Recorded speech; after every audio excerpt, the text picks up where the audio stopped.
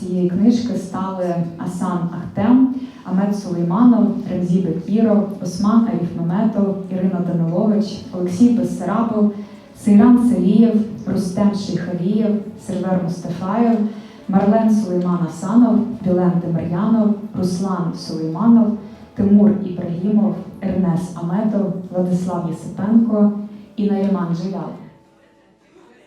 Книжка творилася близько 4 років від її ідеї, від усвідомлення важливості цієї роботи і до того моменту, коли вже ми можемо її використовувати в адвокаційній роботі для України і для звільнення українців, які перебувають в полоні чи ув'язнені на окупованих територіях, і насамперед в Криму. Тому що ця книжка присвячена голосам, які борються за правду, за свободу саме на окупованому півострові.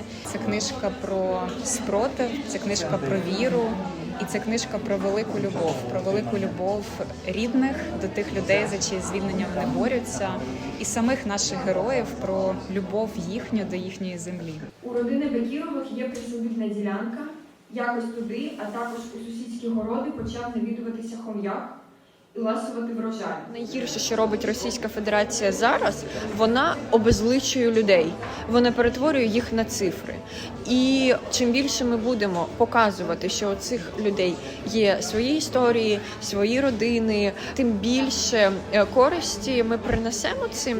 Я написала для цієї збірки 5 історій про 5 журналістів. Це журналіст Владислав Єсипенко, кореспондент Українського бюро Радіо Свобода, проєкт Крим Реалії. Я писала про Ернеса Аметова, громадянського журналіста, про Вілена Тімір'янова, а ще про Сервера Мустафаєва і Ремзі Бекірова.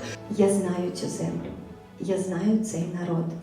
І в моїх очах промені того самого світла, полум'я того самого вогню. Той, хто загляне в мої очі, зрозуміє, що б не довелося мені пережити, стерпіти на цьому життєвому шляху, це світло не згасне.